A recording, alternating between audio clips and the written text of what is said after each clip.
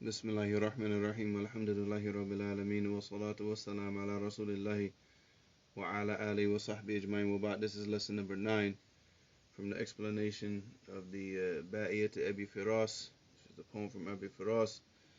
And inshallah, we're getting close to the end, inshallah. So it's probably like about, it's close to 12 lines left, inshallah. So let's see what we can finish today, inshallah. So he said, وَأَبْطَعَ عَنِّي وَالْمَنَايَا سَرِيعَةٌ وَلِلْمَوْتِ ظُفْرٌ قَدْ أَطَلَّ وَنَابُ. Alright, so in this line he said, وَأَبْطَعَ عَنِّي. وَأَبْطَعَ, here it comes, you know the word, most of the people that study the Arabic language, they know the word bati'. And bati' it means to be slow. So أَبْطَعَ عَنِّي, it means that he was slow. And what he's talking about is slow to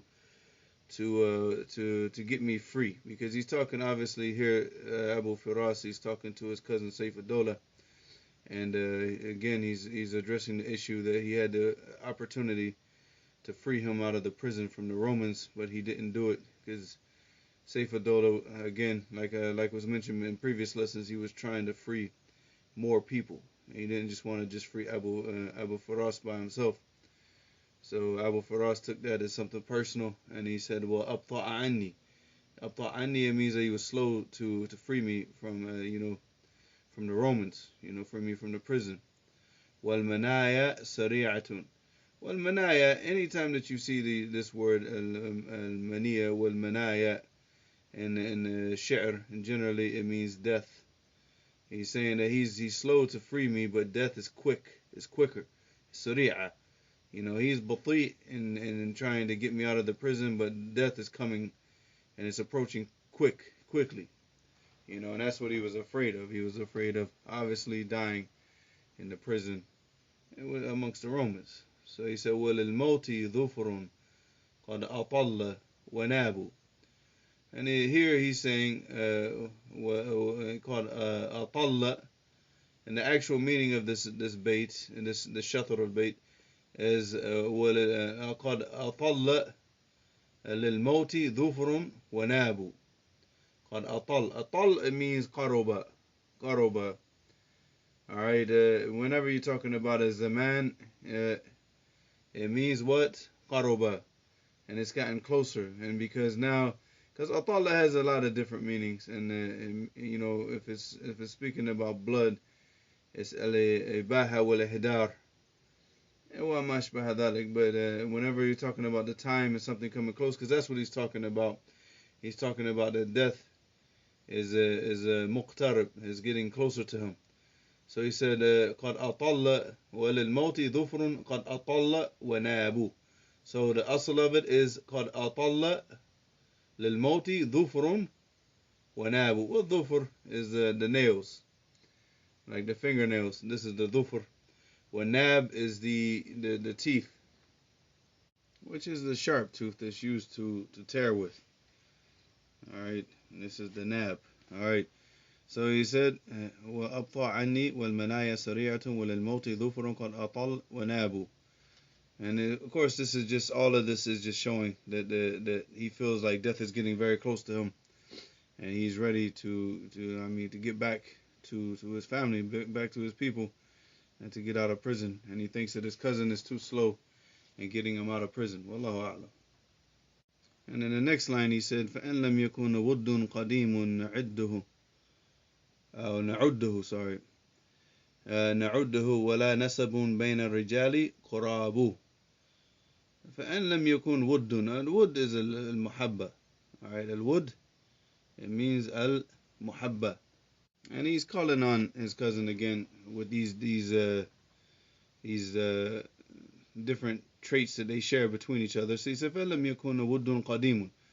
It means that that there was a love that they had for each other that goes back a long time. نَعُدُّهُ. And نَعُدُّهُ here, it means يَعْتَمِدْ عَلَيْهِ, which is basically like and we can rely on between each other, because this is what the feelings that they share for each other from being close to each other from a long time ago. That's what they can rely on, to assist each other, to come to each other's assistance. And he said, "Wala nasabun." بين الرجال قراب. Well, nasab is the lineage because now he's talking about, he said, فإن لم يكن ود قديم ينعده ولا نسب بين الرجال قراب. So if we didn't have these types of things between us, then then of course you wouldn't come to my assistance and help me and free me and assist and free me. So he said, ولا نسب بين الرجال قراب. And the word قراب means قريب. It has the same meaning as قريب. فإن لم يكن ود قديم نعده ولا نسب بين الرجال قراب.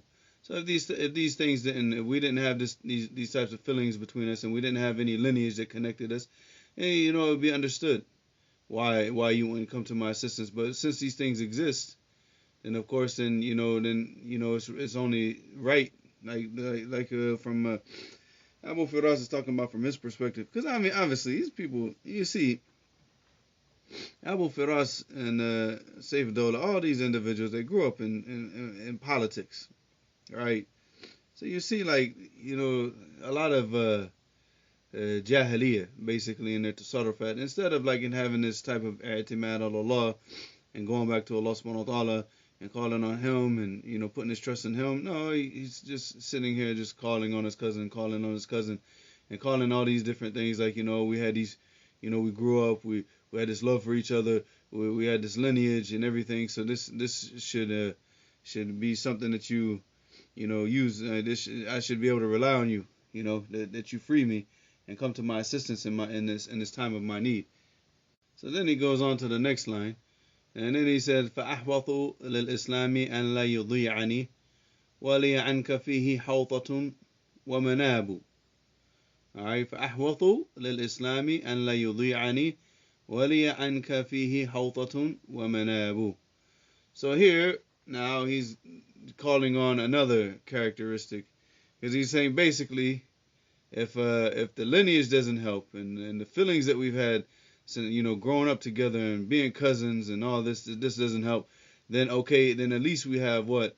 The akhuwat al-islamiyya. So if you're not going to assist me because I'm your cousin, if you're not going to assist me, now he goes to the third and final option.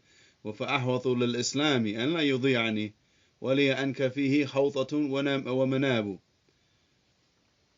So when we look at the meaning here, so فَأَحْوَطُ, ahwatu here is a ism tafdhil. All right, this is not a fi'l. It's from the word ahata. Ahata, it means to like encompass something completely.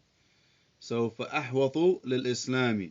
So it's more like أكثر, according to the dictionary, أكثر تحريا وحذرا وبعدا عن الشبهة. All right. So whenever you say that something is ahwat, it's like it's far, far, far from anything, like any lack of clarity. It's something that's so أكثر تحريا وحذرا وبعدا عن الشبهة. Shubha is anything that is not clear. Is any type of affair that's not clear.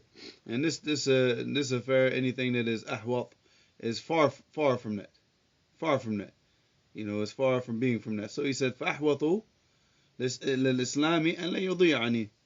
So it's better to be further from all types of lack of clarity for Islam. And again, now he's calling on his cousin through Islam now. So he's calling on him as a ukhuwat al-Islami.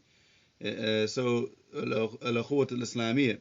So he's saying فَأَحْوَطُ لِلْإِسْلَامِ أَنْ لَا يُضِيعَنِي, that he shouldn't leave me and waste and cause me to waste away in the prisons here, because this wouldn't be ahwat, right?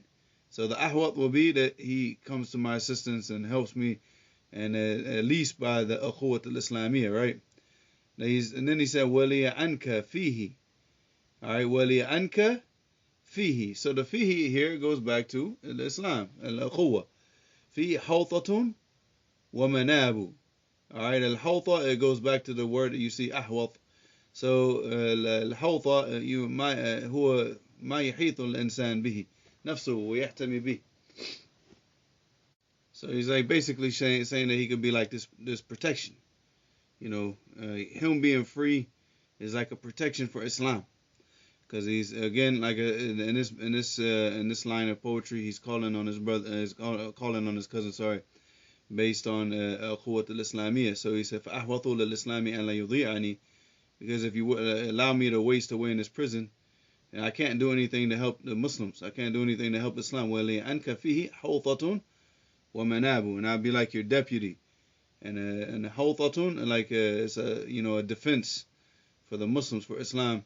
And وَمَنَابُ, like a manab is any, from a niyaba. And niyaba is anybody that functions in the place of another person or of another thing. So it's like a deputy, or like in America, you have like the president and the vice president. So the vice president would be the naib, and this is the meaning of manabu. So again, like I said, he's just calling on his cousin now, and based on like now al-Quwwat al-Islamiyya, and showing like get me out of prison, and I can be this defense for the Muslims, and I can be a protection for the Muslims in Islam.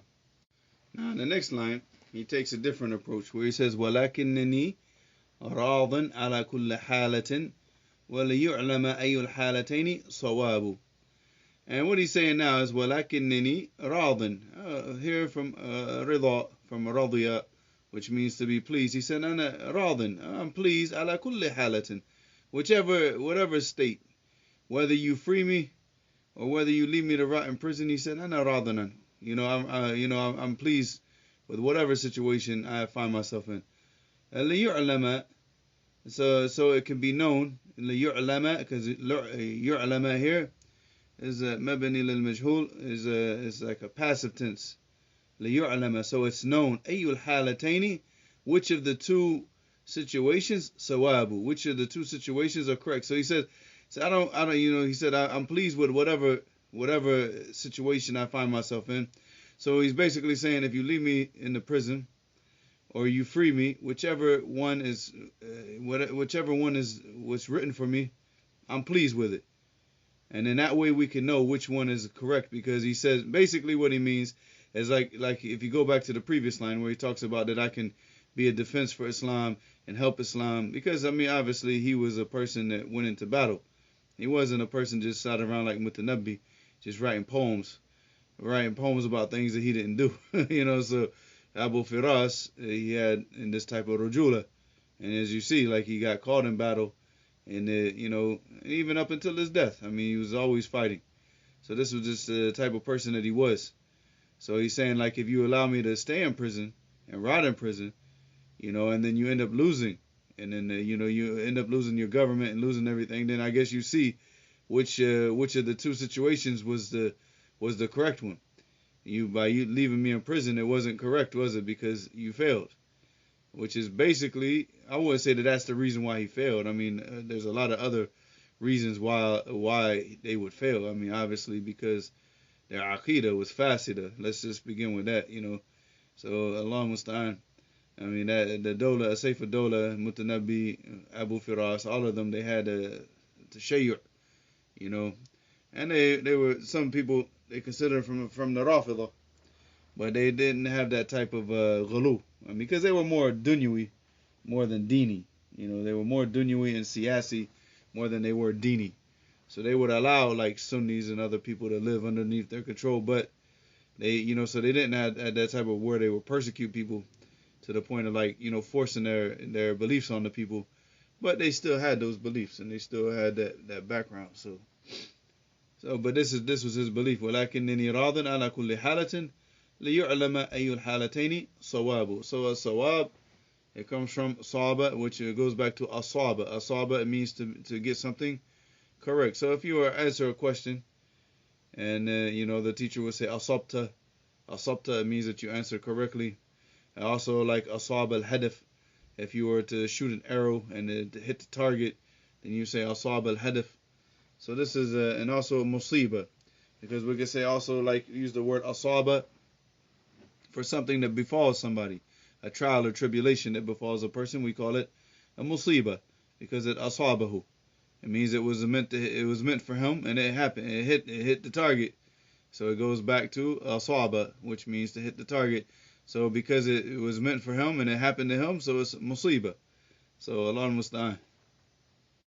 وإن شاء الله نكتفي بهذا القدر اليوم إن شاء الله. إلهنا سبحانك اللهم وبحمدك ashhadu an la ilaha illa anta astaghfiruka wa atubu ilayk.